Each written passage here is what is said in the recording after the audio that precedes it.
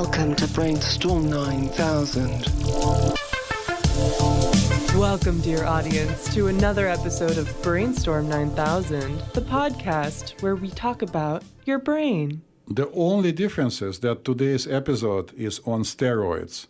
Hi, I'm Dr. Schultz, and right across from me, I have a person who we lovingly call Master McMaster. That's me. Because she has master's degree in philosophy and her real name is McMaster. It is a real name. But the episode is on steroids because today we have a real professional from the radio. Miss Wendy Wild. Hey. Yeah, so thank you for being with us today, Wendy. My pleasure. Would you care to introduce yourself? Well, my name is Wendy Wild. That's not my real last name, but It's good a enough. really cool name. Thank you. I used to hate it.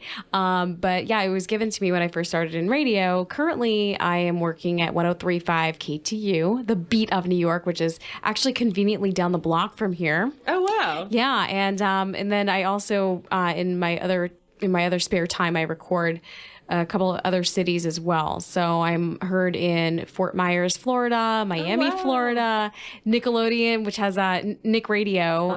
So I'm there as well. And then I'm also heard on a nationwide syndicated program called The Weekend Throwdown with Jagger. Whoa, you are all over the place. Yeah, iHeartRadio. Love it. Now, I was going to say, you, Master McMaster, you have such a great radio voice. Oh my gosh, that's so nice of you. I'm like, I'm not Coming the from you. professional here.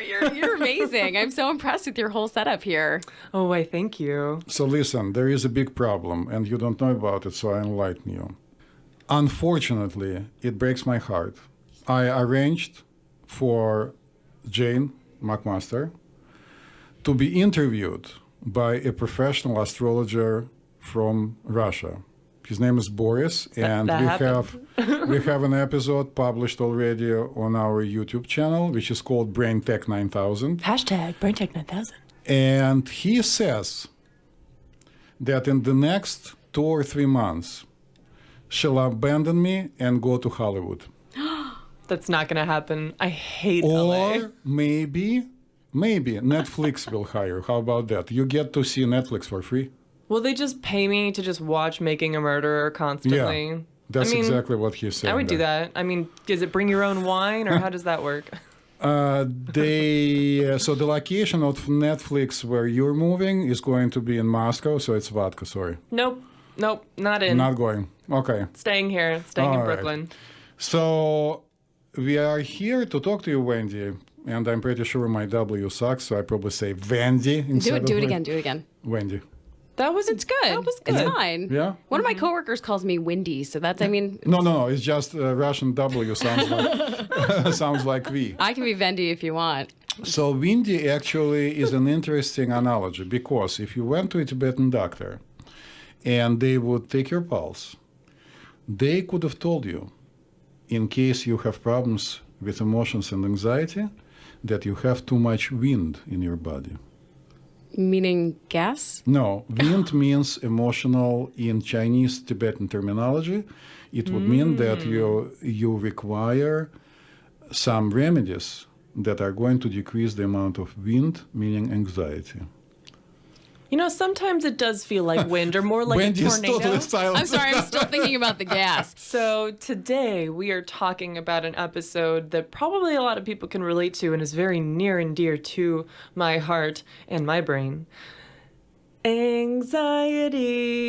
Ooh, there it is. Oh, There it is. yes. Is there a song about anxiety? I just made it one. Is there? There should be. Actually, I'm sure there is somewhere. It would probably be like a thrash core. Wait a second. The Ramones, I want to be sedated. Yeah, Yeah. that could work. How does it go? You remember? Right? I want to Yes. be sedated. Yes. Yeah. So the Ramones. And yes, as someone with a lot of anxiety, I do want to be sedated sometimes. I think so many people have anxiety. Yes. I think a majority, you would know the exact numbers, but Master McMaster got the numbers. What are the numbers, Master McMaster? So, for people who aren't aware of the stats, in the United States, it's estimated that anxiety disorders affect approximately 40 million people. and that it's the most common group of mental illnesses. And by group of mental illnesses, I mean, so anxiety can be a couple different things. There are a few different disorders, if you will, that fall into the category of anxiety. So there's the more common one, generalized anxiety disorder, and that's just like, you know, excessive worrying All the time. all the time. And then there's panic disorder, which is much more intense. Panic attacks. Much more intense, not as frequently. And then there is Zen. And then they're tweaking us into also a separate entity, which is called panic attacks. Mm-hmm. Very slight difference, right? Because allegedly they happen less frequently, probably. So also there is a post-traumatic stress disorder, Yes. which is a huge area that a lot of people are experiencing, especially more recently. Yeah, we should do an episode on that. Yes, and what used to be in DSM-4 and now is separated is OCD, obsessive-compulsive disorder. Mm-hmm. Now Oh, I got stories for you. It's not like you have it. Who, me? No, never. Okay. Yes, and then there are two more that Dr. Schultz didn't mention, then I'll throw out there is phobias. There are over 100 phobias, and each has a special name. So everybody. I have a lot of them. Well, probably people at least heard about the movie Agoraphobia. Mm-hmm. Was Is there a that movie like that? no, Arachnophobia. Arachnophobia. That's Arachnophobia. spiders. Right, so there is agoraphobia, and of course there are all different kinds of phobias. What's the phobia of being in small spaces? Claustrophobia. Claustrophobia. Oh, duh, God, that's like the main one that everyone knows. I have that one. Okay. Yes, and then Yeah. there's also social anxiety disorder. Which means that you're afraid to make friends with people until after the first bottle of tequila. Yes, Right. Is that the scientific explanation of it? I think that's what it pretty says much. in the DSM. You'd be surprised, actually, when we start talking about the mechanisms, how much on target I was. Yeah, so that's sort of, you know, the overview of how anxiety is seen in the psychological, psychiatric community. I definitely have generalized anxiety disorder, and it's affected me for, I think, pretty much my whole life. Wendy, can you tell us your experience with anxiety? Well, I have. I was like listening to you read that list, like, ooh, yep. Check. Yeah, I think a lot of people do struggle with this, and I think I don't know. We're probably around the same age. When I was younger, I think I've had this my whole life. Talking about the generalized anxiety disorder, and with the OCD trickled in there as well, which I've been told, and you can correct me if I'm wrong, but that is a part of anxiety, having the OCD. No, I just said that it used to be classified together with other anxiety disorders. Ew. So it is a part of the anxiety group, but now they gave it more royalty. So now it's a separate entity. So now it's a separate episode, guys. Right. Keep listening. Stay tuned. So yeah, and that, and like obviously the little combo platter with the little sprinkle of depression trickled in there. I think that sometimes Girl, they do go we hand are in hand. on the same Hey, page. we should go for a drink. But yeah, so when I was younger, and I remember this is like the earliest I can remember, I was a little kid, and I would I had like a little step stool in the bathroom so I could reach the mirror to brush my teeth. When I was done, I was obsessed with like lining it up with the tiles on the floor. So that's like the earliest I can remember with this whole thing. I mean, I was always afraid to get caught in a lie because my mom told me it was bad. So I went through a phase where I would say, I'm not sure, but I think that's what it is, because I was always afraid. So like eventually I outgrew that a little bit. And then later on, as I started seeking treatment, like it's definitely gotten so much better. The anxiety, though, as an adult, well, actually, I remember my first panic attack. Oh, who could forget that magical moment? Yeah, that magical moment that I thought I was having a heart attack. Yeah. I'm 18 years old. I shouldn't be having a heart attack, but that's what it feels like. You can't really breathe. Yeah. Right? Like I've you had just a like you few can't of get enough them. air. You keep yawning for some reason. You're trying to get the air to come in. I've had a few different kinds of panic attacks in different situations. And one of them involved just, not being able to catch my breath and just like excessive crying and just not being able to Yes, stop, yep. like not being able to breathe. And another one, it felt like my throat was closing up and like my heart was gonna beat out of my chest. Yeah, the funny thing is, what happened after? Well, I took a Xanax and went home, and then I was fine. See, like when I was younger, I would just end up getting myself all tired out and I'd fall asleep. And I'd wake up fine. And I woke yeah. up fine. Well, these happened in, unfortunately, very public places. So, Oh, that's the worst. yeah, one of the first one was when I was in a professor's office hours. When I was just talking to him in the office, I started having a panic attack, and then I had to leave. That was only a little embarrassing. Yeah. Another was at work at a different job. So fun. It's tough. It's tough to, because I remember when I was a little kid, my grandma, bless her, she's amazing. She's 80, she's going to be 89, or she's 89 now. And what she started noticing these things that I was doing, the lining up the tiles, being like kind of obsessive about certain things. And she pulled me aside and said, listen, it's okay you want to do these things, but if you want people to think you're normal, you can't do them in front of people. So I actually was able. Meanwhile, like, let's not bring the girl to a psychiatrist, but like let's just teach her how to act normal. I was like Dexter of anxiety and OCD. I love it. Right? Yeah. So I ended up growing out of that, but I remember 18 years old. I was old enough to stay home alone. I actually was just starting college, and my parents went on vacation. And I had never been afraid to be home alone before. Right. But that night, that was when the breathing, the heart racing. Oh wow. I don't know what triggered it, because normally when I do get the panic attacks, it's not like, I mean, yours are that's awful, but mine usually happen when I'm in a place where I'm quiet. Mm-hmm. Okay. Yeah. I'm usually not, because I mean, look what I do for a living. I'm out in the public eye. When I'm in my mode, it hardly ever happens. It's when I am by myself and thinking, and the overthinking happens. Oh, see, that's where we differ. It's like a feast of anxiety here in the studio. Do you feel it in the air? It's like we're buzzing right now. You know what? We're vibrating at a higher level. Yes, higher than me. So you're a radio personality. You're very like put together. Thank you. I'm glad you think so. You seem to be leading like a perfectly normal life. You seem, perfectly fine right now. How could you have anxiety, right? Because that's what people are going to say, and that's why people think it's impossible that celebrities could have anxiety or depression. Right, but more than you think. Everybody, Yeah. listen, I think a lot of people do have it. A lot of people keep it a secret. Yeah. For me, I've heard that question so many times. You perform daily? How do you?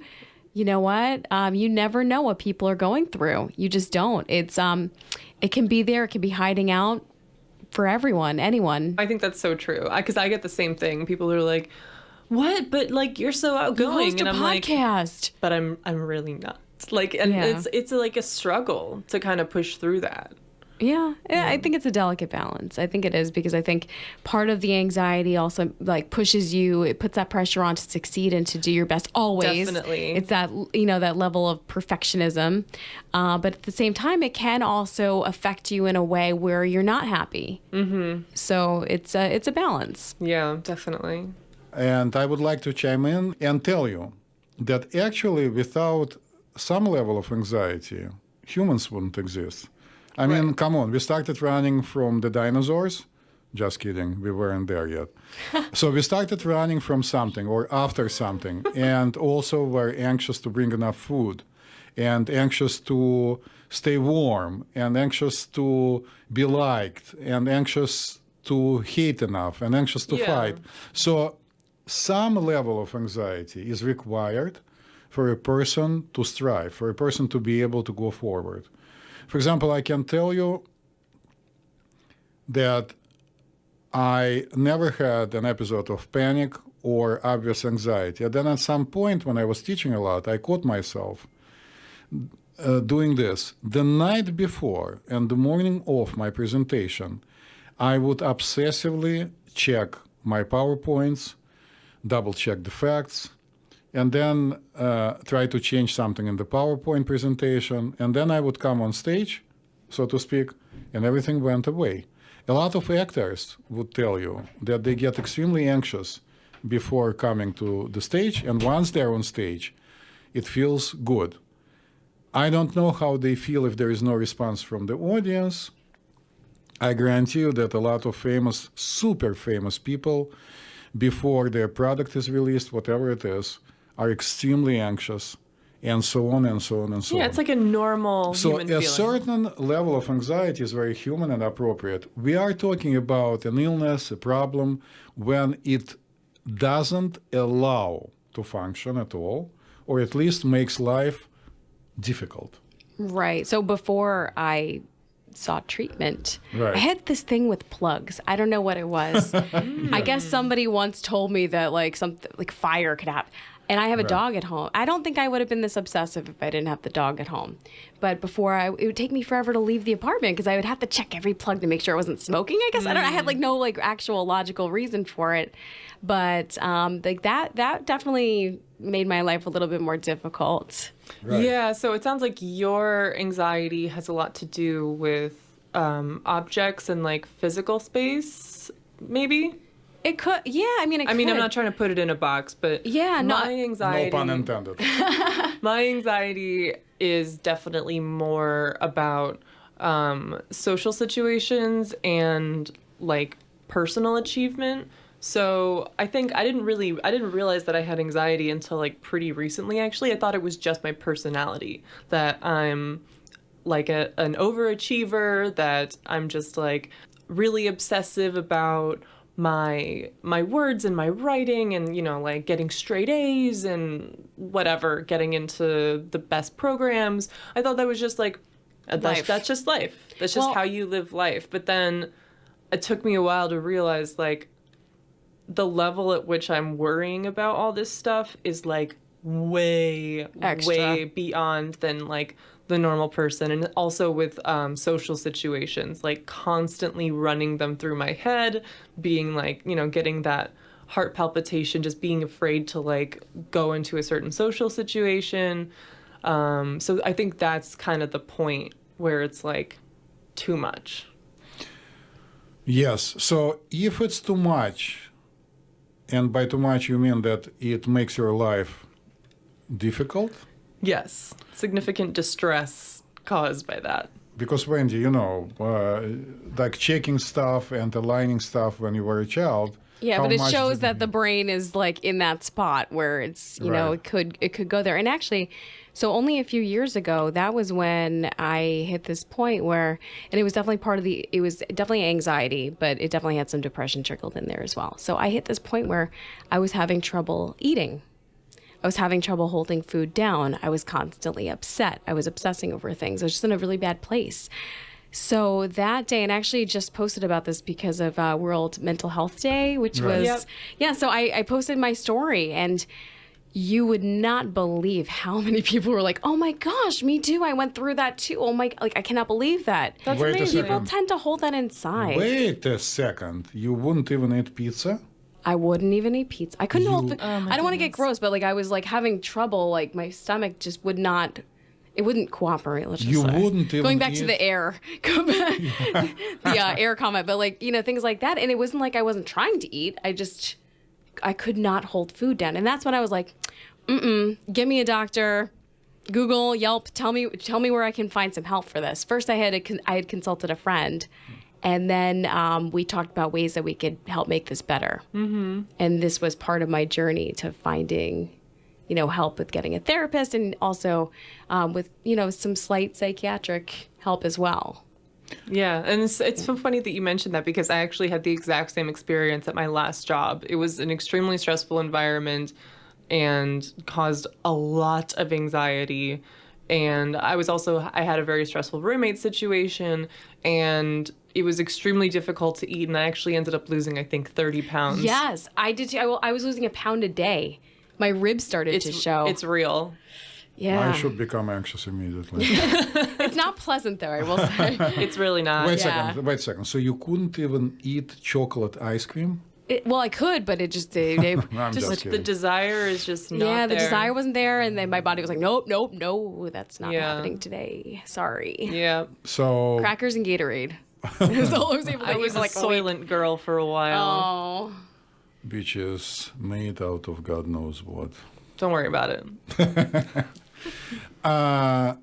So all of this sounds pretty disturbing. And let me ask you, guys, what held you back from taking medication way back when? Wendy. Ooh, that's so easy to say. I think that there was something taboo about having something wrong with you. I think seeing a therapist, seeing a psychiatrist, when we were young, it was just not something people did. I know we weren't really young that long ago, but for some reason. Wait a second, you don't think you are still young? Wow. You mean you were children not a long time Yeah, ago? it just like wasn't one of those things, because if word got out that you were seeing a therapist and your parents weren't like getting divorced or something, like Right. something was wrong. So I just think it wasn't it. Like, God bless my parents, but I just don't think that was like for now. If I had a child, I'd be like, oh, going right to, going to talk to a professional, because that's Yep. what they're there for. Yep. Especially therapy, which I think that it holds a lot of weight. It's very helpful to just be aware of what your brain is doing. But yeah, I mean, it took me to grow up and become an adult before I decided to take charge of it. To Yeah. take charge, but did you have any reservations about taking the medication? No. Well, maybe. Wendy, you are one of the very few. No, because you know what? When I was younger, yes, because I just was, whatever my parent, you Right. kind of go along with what your parents think, or maybe what they say or what they don't say actually is more important. A large number of people don't want to take medication. What about you? Yeah, I definitely, like I said before, for the longest time, until very recently, like I always knew that I had issues with depression, but it wasn't until very recently that I realized that I have anxiety, that it's not just a normal part of my personality, that I'm not just like a really hard worker. It's like, if like the night before I turned in a paper or something, I would be sobbing on the phone to my mom or something, like, I'm going to fail, oh my God, what am I going to do, catastrophizing, and then, I always ended up getting an A. I do think very high functioning people tend to have this like obsessive perfectionist like personality in a way, but Right. once it gets a little out of control and it's really affecting your life and making you miserable, like why wouldn't you want to get help? Well, Yeah. it's called automatic thoughts in cognitive behavioral therapy. It's a very typical textbook example that Master McMaster just gave us, because a number of high achievers, let's say they're studying for a test, and the thought is the only thought in their head, I'm going to fail. And then they get an A+, and start studying for the next test. Same And thing. they are convinced, right, Same that they are thing. going to fail. So when we talk about treatment, we'll go back to that. So neither one of you had any reservations about taking medication, right? So when I was first offered the option of medication, like as a daily support, I guess I did have some reservations, because I was thinking, oh, I'll just take this as like a once in a while thing for when it gets really bad. But I didn't realize that I could have, or that I guess that I deserved relief from that state on a daily basis. Well, I mean, deserved, of course. I don't know. It just seemed like it's something like, oh, like I just deal with it. Like, this is just who I am. This is how I work. It's different from depression, because depression you can specifically identify. The crying. And like the depressive states, and what, like, when you're in it and when you're out of it. But anxiety is just kind of a constant. I feel like you just don't know what you're missing, like, because you don't know it any other way. Exactly. You It's don't all know. You know. It's all you know. And somebody who has OCD especially does not want to give up control of anything. Like, what do you mean? So Yes. that's part of it. So let me introduce to you very impressive statistics. Out of everybody who does suffer from depression and bipolar disorder, in the United States of A, according to recent statistical data, only 30%, 30% receive medication they need. 70% of man. people who do have diagnosable depression or any other mood disorder choose not to receive treatment. Statistics in the rest of the world, where psychiatry is not as prominently in the culture, is even worse. I can only imagine. So I'm asking you this question not randomly. The majority of people that I get to meet in my office actually come to me for medication because they know who I am. But every now and then I get a person who is trying to see whether there are any other ways to deal with, let's say, anxiety. And there are. We'll talk about it. I know a lot of people like that, actually. I feel like since I've become aware that I have anxiety and that it's not normal and that it can be different, I've been talking about it more openly, and I've been trying to be more open about my mental health with other people to try to get that conversation going, because it is, there's so much stigma. It is really awkward. You don't want people to feel sorry for you. But I talk to a lot of people who end up saying, oh my gosh, I have the worst anxiety and I have these panic attacks. Does that annoy you? Like, I'm being so OCD about this. It's like, no, you're not. Oh, yeah. Come to my house and study like, every plug in the house and then tell me you have OCD. Yeah. Meaning you have your plugs plugged or no, what? The plugs are fine now. Thankfully, I'm on medication. But, actually, just going back for a second. So I remember I probably showed up to her office like crying because I just remember I couldn't hold the food down and I was really distressed. And I remember her saying, okay, so this is for when you're when you're in crisis. You're having a panic attack. This prescription's going to be for your long term. And I'm like, what do you mean long term? Like, it actually, what do you mean? I don't need anything long term. I just need to feel better right now. Mm-hmm. So I wouldn't say it was like a reservation. It was more just like surprise. Yes. There's definitely something a bit irksome about the idea that you might need to take medication for the rest of your life. I don't know how many times I gave as an example my mother, but I'll do it again. So my mother lived to be 92 years old. In our family on her side, hypertension runs pretty much for everyone. I have hypertension. I'm 63. I'm on medication, doing fine. My grandparents on the mother's side both died in their early 60s, one from a stroke, another one from a heart attack. My mother, especially after she came to the United States in her late 70s, was placed on medications and took them until the very end of her life. She lived to be 92. So when she was 80, maybe I should have told her, Ma, why don't you stop taking your medication? You are doing okay. What do you think? Would it be a good idea? Or there would be a chance that she has a stroke or a heart attack? What do you think? I think she should keep taking the medication. I think if it was working for her, like, don't fix what he broke. So let's pretend, just to be simplistic, that hypertension is a result of malfunctioning of the heart and cardiovascular system, and in some cases, the kidneys. But what is the main organ of the human body? You tell me. The heart, no? The brain? The skin? The brain. The brain. What do you need your skin and heart for if you don't have the brain? You need to watch our first Brain Tech episode. I do. I just failed. I just failed the test. You didn't fail. No, you didn't fail, and it's not a test. So if you come from the understanding, realization that the brain is your main organ, and listen, if it hasn't been your main organ until 10 years ago, iPhone was invented. And now you have to push buttons with your fingers, and for that you need to use your brain, okay? So everybody now uses the brain. I would dare to say overuses the brain. Look at the three of us. We are sitting in the studio with the headphones on, with microphones. I have my cell phone in front of me because I don't want to forget certain things I'm going to talk about. You guys have your cell phones. We just spoke at length about very upsetting things that have to do with the media for our previous episodes. Endlessly, the media is with us. So our brain is overstimulated, plus all the garbage we eat. Even if you buy in Whole Foods, it still contains tons of garbage.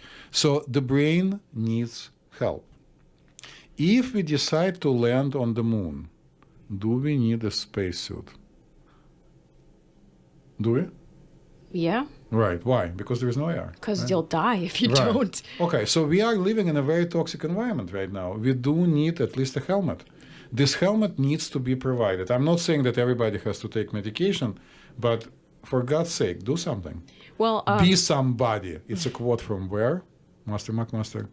do something, do somebody. What is it? What is Kill it? Bill 2. Oh, wow. That was good. That's in reference to doing a line of cocaine, though. Okay, so maybe we'll, yeah. No, don't do it. So what But I was we going like to the say, movie. We like the movie, I've been yeah. trying to use my platform as much as I can with the interviews that I do to get people talking about it. And there was one interview that I did, and I only brought it up, and I'm not going to force people to bring it up, but I did see a few days prior to the interview that Liam Payne, who was one of the, I don't know if you know who One Direction is, but he was one of the guys in One Direction and doing a solo career. Right. And he had gone on record saying, well, my time with One Direction almost killed me. He was anxious. So we had a bit of a discussion about it. And one of the things that he said that really rang true with me was, well, it's about time we start worrying about our brain health. Yes. Wow. It's about Yeah. time. It's just as important as any other organ. It really is. And actually, on the No. note of celebrities and, making this comparison, there's a wonderful interview with Kristen Bell where she talks about her experience with depression and anxiety. She's fabulous and she's totally open about it. And she talks about the stigma of taking medication for mental health issues.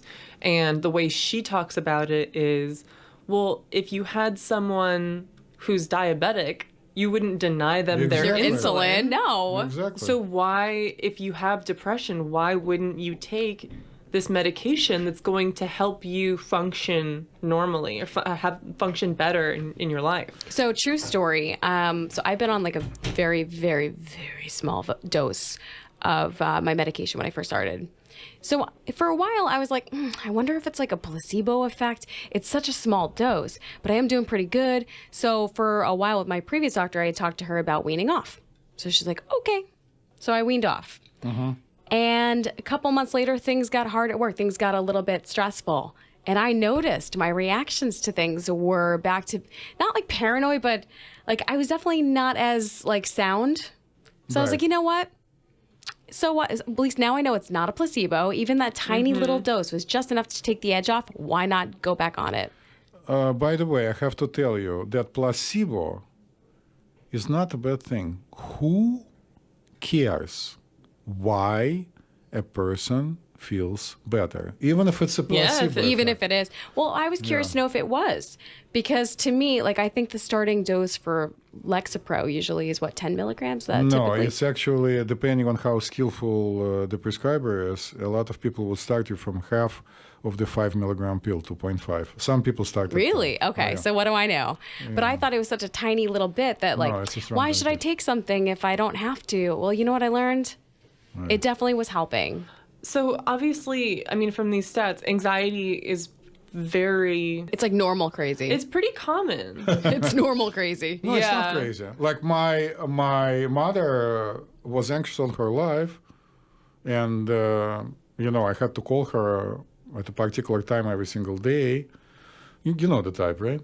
Yeah, my Nana. Yeah. So didn't require any medication for that, but we need to start processing a very simple fact of our life, that the brain has come to the front of our issues with health. It is suffering enormously. I guess I'm preaching to the choir in this room. Yes. And maybe I'm preaching to the choir because people who do listen to us have interest in what is called this awkward name that I hate, mental health, like you are mental. I like Right. it better than mental illness. Right. Yeah, I don't think mental health is a bad thing. I think it's... No, it's a good thing to be healthy. No, but I don't mind the name of it. Right. Well, I choose to call it human brain. Mentally technology. ill. I don't like that, though. Yeah. Yeah, but mentally ill is, it's not good, right? No, it doesn't sound good. No.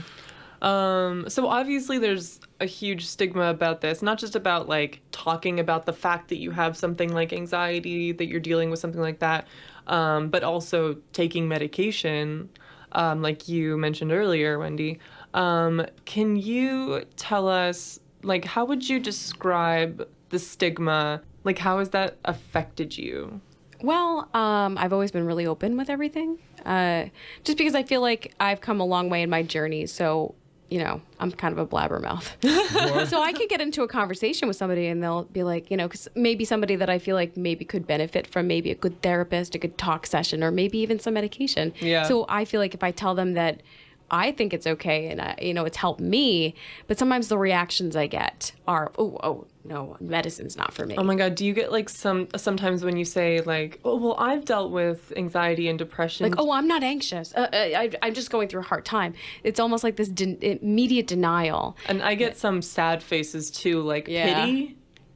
Like, you ever have somebody tell you to snap out of it when you're in a funk? It's like, if I could just snap out of it, I would. No. I just think that it is there, but I do think that we are headed in the right direction just because a lot of celebrities, and I know that you're probably like, oh, I don't want to talk about Selena Gomez, but celebrities like Selena Gomez and even, like you said, Kristen Bell, they've come forward and they said that, I'm going to take a mental health break. Ariana Grande right now. She's spoken a lot about her anxiety. Yeah. I mean, well, look what she's been through. Oh my God. Yeah. But yeah, I think when people that have a lot of admirers or fans see that their role models say it's okay, that helps us to move in the right direction. Yeah, it starts to break down that stigma because it is normal and we shouldn't talk about it like it's something you should be ashamed of. Now, where do I get a pet therapy pig? Oh yeah, I think all you have to go and get. Do you prescribe one of those? Of course, but I think Clooney has one, right? I don't know that he is a therapy anxious. pig? No, he has a pig, I think, no? I heard about someone who had like a therapy llama, but I think it was like an art performance prank. I don't know. A therapy peacock. Yeah. Oh, that would be a beautiful. lot. That would probably cause me more anxiety. Yeah, they right. probably smell too. And then one thing that I have been interested in that I'd like to ask both of you your thoughts on is what do you think? So we talked about how when you talk to people and they're like, oh my God, I'm so OCD, or like, oh my God, like I was so depressed yesterday. And it's like, okay, like these are all feelings and you can have them once in a while, but it's not the same thing. Like feeling like maybe like compulsive or obsessive about something is not this like about one thing in particular one day is not the same thing as having OCD. Having a day when you're just kind of down is not the same thing as having depression. And feeling anxious about something like giving a presentation, going on stage, that's not the same thing as having anxiety disorder. So what do you guys think is the difference between something like stress and anxiety? Well, I think that people who have just normal stress don't understand the chronic, the feeling that you cannot, you can't get out of it yourself. For instance, I don't want to name names, but there's someone that I know, maybe somebody I work with, that does not quite understand. He's very lucky. He, deals with stress sometimes, but I remember there was somebody that we knew who did have anxiety. And he pulled me aside and he goes, I told him he did a really good job. Like, that's going to help him. That's going to make it all better because you told him he did a good job. Yay. Like, the thought was there, his heart was there, but that's not, like, you can't, like I said, you can't really snap out of it. So I think that there's some people that don't suffer from this funk that you can't get out of on your own. So to answer your question, I'm going to bring back a very simple concept. Disorder means that things are out of control and they are in a way of you feeling happy. And I'll go as far as to tell our audience that I'm of a strong belief that we are born to experience happiness and joy in our life as much as we possibly can. So if you cannot function on a day-to-day basis, then you have a problem. This problem can be external, and then it's very easy or sometimes not easy to remove. A bad relationship, a terrible boss, I don't know, politics, whatever. And there is a problem that comes from within. And then somebody needs to come in and help you. And it doesn't need to be that you are always a macho type and you can overcome. In typical Russian families, and I know in typical Korean, Chinese families, at least that's how much I know about different cultures, it's kind of shameful to say that you are anxious or depressed. You have to be strong. You have to overcome. You have to get over it. Snap out of it. Stop it. Knock it off. My mom used to say, knock it off. Right. God bless Stop her. it. But knock it off. Right. So, yes, it's totally normal periodically to feel upset, depressed, or excited, or happy for a moment, or feel anxious, because there is a reason to be anxious. You have to be reactive. Your mood needs to be able to change to a certain extent. But then, in people who don't have, let's say, chronic anxiety, it comes back to happy. And in people who do have anxiety, it doesn't. Right. So, I'm notorious and for saying certain things, and I frequently upset Master McMaster when I tell her that we don't actually know what's going on. But I'm happy to announce to Master McMaster and to you, Wendy, and to the world that actually for anxiety we do understand a few things.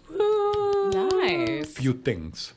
So, due to extensive experiments, mostly in rats, we now understand that there are basically two places from which anxiety can come. One of them is inside, deep inside of our brain, one of the older structures, which is the size and the shape of an almond. Almond? Yes. In Greek, it's called amygdala.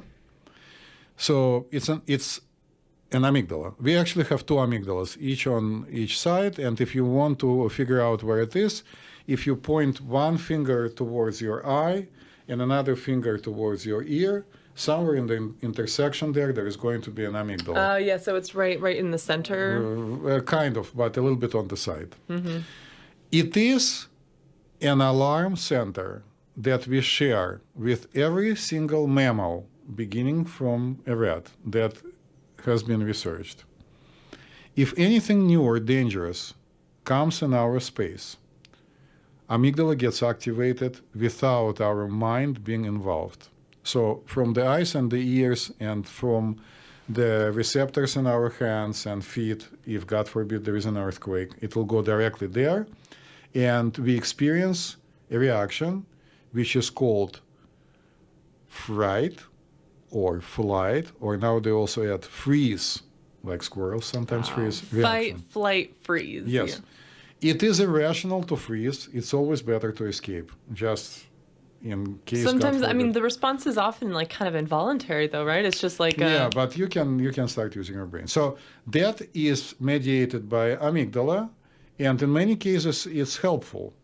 But a very good example, for example, is a tsunami. So when a recent tsunami happened, the water initially started to recede, and all the animals immediately ran away. Even animals in India, very far from where it happened, became very unrestful in the zoos and in the nature.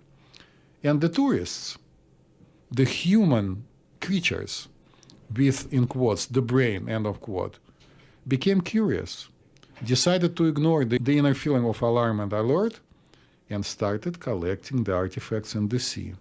And then the wave came back and killed them. stupid human. Follow the animals always. Seriously. So in some cases, it's a good idea to follow your amygdala. But if you are sitting in your comfortable studio, talking to somebody, and all of a sudden feel anxious, there's nothing going on. Right, so it's the perceived threat. Right. That is what is bad. But it's still the amygdala, which is kind of crazy, out of control, and somebody has to tell her, snap out of it, shut up. And there are ways to do it. We'll talk about it in a second. You tell your amygdala to snap out of it? Yeah, I'll tell you how to do it. And then we also have what we call the brain. We have the prefrontal cortex, right? We are smart. Some of us are smart, some of us are smart in quotes. And people who are high achievers, we just heard from one earlier today, can talk themselves into becoming anxious. And then the frontal and prefrontal lobe yells to amygdala, wake up, amygdala, get activated. McMaster is anxious over here. I feel like we need a voice for the... Yeah. For the amygdala? Wake up, amygdala. Snap out of it. We're like, Right. wake up, amygdala! Yeah, like Arnold Schwarzenegger voice probably, which nobody can do in this room. So amygdala still then gets activated. So that's what we know about this stuff. And it used to be that very prominent scientists used to advise us to separate these two mechanisms until one of them, the most prolific one, finally realized that actually in humans, it's all intertwined, right? Interconnected. It's very complex.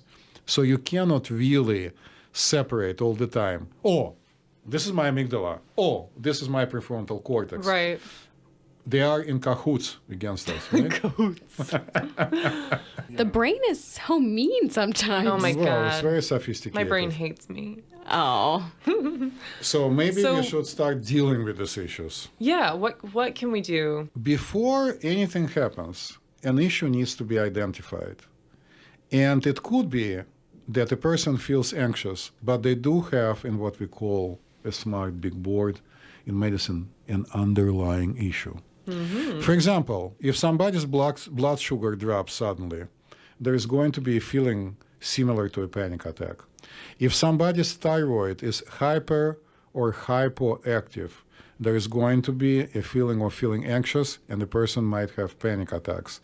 Some types of seizures could be expressed as a mild or severe feeling of panic and disorientation without obvious seizure activity. And I can go on and on and on. So what I'm trying to say is that it's always a good idea to see a professional, preferably high-quality professional, who understands all these issues. Somebody like me, for example, after interviewing somebody and hearing all the stories, would want to have basic medical workup done just to take out of the discussion. In medicine, we say to rule out, right? You can rule in, yes, you have it. You can rule out, you don't have it. Like So you can that. find this out just from a basic blood panel? Blood work, sometimes more stuff requires, because also certain benign, teeny tiny tumors in the brain can cause this kind of symptom. So let's say it's not on the table and we are talking about an anxiety disorder. Cognitive behavioral therapy has been shown to be very effective. So in cognitive behavioral therapy, you come to a therapist and they'll probably talk a little bit about your childhood, but then they would want to know what automatic thoughts you have and identify the whole pool of things that you think yourself and that make you anxious. And then they'll work with you. And sorry, our audience, they'll give you homework. They'll give you homework so you can identify these things and process them. This is a cognitive part of cognitive behavioral therapy. The behavioral part is significantly scarier and practiced rarely in the United States of A. Let's say somebody has a fear of flying. So the behaviorist then can utilize two kinds of treatment. One is called desensitization, gradual desensitization. Another one is called flooding. Desensitization is this. Let's say you're afraid of flying. So first you come to my office and we talk a little bit about flying in the airplane. Once the anxiety is not there while you're discussing it, I draw for you a picture of the airplane, black and white picture, and make sure that you stop getting anxious. Then I ask you to draw this picture. Then I show you a picture in color, still not a photograph. Then I show you a photograph. Then I show you a black and white movie. Then I show you a movie. Then we together, or you together with somebody, come to the bus stop that goes to the airport and make sure that you stop getting anxious there. Then you just take a ride, right? But you don't actually enter the airport. You are getting my drift, right? Mm-hmm. So it's a slow process, gradually. Flooding would look like that. We would take you by the hand, put you in a small airplane together with the pilot, and you fly until you scream your lungs out and you're not afraid anymore. Oh. Or that could just traumatize somebody terribly. No, because the amygdala is smart and understands, look, I mean, I'm still alive, enough already. But this is a very severe method, and of course it's not used almost at all. So this is the behavioral approach. Cognitive approach I described. It doesn't necessarily have to be cognitive behavioral therapy. It could just be any other type of therapy. There are many, many different things. Also, there are some approaches when people use movement in order to, like, for example, for somebody like you, Jane, it would be very helpful to get in touch with somebody who does movement therapy, and they'll help you to relax your back, and we can talk about it after this program. I would be in on that with you. Yeah. Okay, so we'll talk. Can you say We'll it? talk. Yes. We'll talk. It'll be like butter. I'm the only Long Islander here, though. You are? Yeah. Can you say chandelier? Chandelier. Excellent. Chandelier. No, the thing, I lost most of my Long Island accent Yeah. from So Long Island. therapy could be very helpful. What about natural treatment? People want to know. So I can tell you that a good acupuncturist can actually decrease this wind that we spoke about and be very helpful. But the issue is this. It's very easy, much easier to find a good psychotherapist or a good psychiatrist than to find a reliable, sophisticated acupuncturist. I have a good one. Oh. So I have a good one. So they know how to help. Not everybody can benefit from psychotherapy, but some people can. Not everybody can benefit from acupuncture.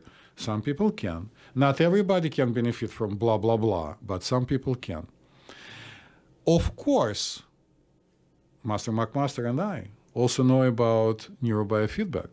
Yes, which is something that I'm trying to use to cope with my anxiety. It's a very sophisticated method of treatment. We had a podcast about it, and people are welcome to go and check it out. And our very next episode after the elections is going to be a video about neurobiofeedback. It's the way to retrain your brain with the help of a computer. It's based in operant conditioning. It's very scientific, and it's extremely helpful, and the results stay with you. So what does it do? It measures the electrical activity in your brain, and it shows you when you're too high, when you're too low, and there's like a good spot where you want it to be, where it's more normalized, where you're calmer. Yes. And it shows you images, or? No. It basically shines a green light when your brain is doing the right thing. I would really recommend for you to go back and listen to the whole podcast about it. And then it's so once interesting. I failed the test again. No, there is no test. And once the video comes out, although I don't practice it and have certain reservations about it, hypnotherapy is also very helpful. Interesting. Yes. So I'm sure that I just missed a bunch of stuff, and people are sitting there and thinking, how come he's not talking about herbal stuff? Of course it's helpful. But you need to remember that once you start taking something in, let's say herbs, you'll have to take them every single day. For example, kava is very helpful. Valerian is very helpful. But it's not like you take kava and then you are symptom-free. You have to take it every single day. It becomes very awkward. So medications, if they don't cause side effects, which is another way to tell you that they hurt you, right? And you have only benefits, why not take the medication? I would dare to suggest that if somebody has an addictive personality and has a tendency to be addicted, anything can be addictive. So in some cases, we use them at least for a short period of time, and Xanax has been a very popular medication, a member of the family, to stop amygdala from going crazy. Amygdala has receptors for GABA aminobutyric acid, GABA, and that's where benzodiazepines go. So Ativan is the same thing? Yes, okay. Lorazepam. So in the beginning of treatment, a lot of psychiatrists would routinely offer it for an instant relief. And I'm not here to sell drugs to anybody, God forbid, but it really makes a very big difference. Because we are human, and I'm discovering that my kids also might benefit from this stuff, we also have prefrontal cortex. So in order to help there, we prescribe antidepressants. Yes, antidepressants are the main way to treat chronic anxiety and chronic panic attacks. The very popular group of medications are SSRIs, selective serotonin reuptake inhibitors, a fancy way to call Prozac and the family. And Lexapro. you need, so you need a professional to help you choose. Also, certain things were designed hoping to treat depression, but they are not doing it, but can be helpful with anxiety. One of these medications is called Buspirone, used to be called Buspar. It was a brand name. I've been prescribed that before. Yeah, it was designed originally as an antidepressant. It ain't, but it helps with anxiety quite a bit. So my advice is to look deep into your brain and decide what your objective is. I suggest respectfully to the two of you and to our audience that our objective is to be happy and functional. Your objective should not be not to take medication. It's a stupid objective, right? If you don't take medication and stay in your room because you are afraid to come out, or the only way for you to meet somebody is like for this character from The Big Bang Theory, to have a couple of beers so you can start talking, your life is miserable because you need to get drunk to meet someone. Think about it. Why don't take Prozac? I think it's hard when you don't know any other way. You have to take that. Right. You have to take that step and realize that it is okay. But it's so stupid and naive to even think that somebody is medication free in the current world. So no one is medication free anymore. Yeah. I'm not saying that medication should be your first choice, but your first choice, people, I suggest, should be to be happy and functional. So That's my goal. Yeah. do something, be somebody. Call a friend first. Call a friend. Yeah. Find a good professional. Find a good team of professionals. I have to Yes. say, it's been a good combination for me just to have that person to talk to and then have that little something to take the edge off. And if you have two good people, they'll work together to really provide that health care that you need. In my opinion, it's an unbeatable combination. I have to agree with Wendy. Yeah.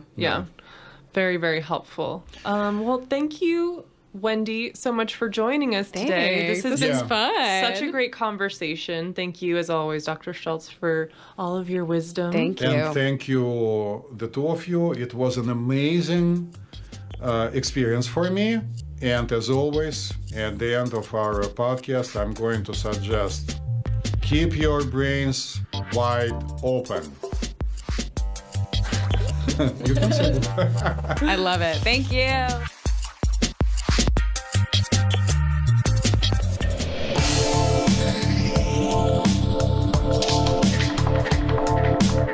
Hey everybody, thanks for tuning in to another episode of BrainStorm 9000. If you like us, love us, or marginally tolerate us, hey, go ahead and subscribe, rate, and give us a review on iTunes or Stitcher or wherever the hell you listen to your podcasts.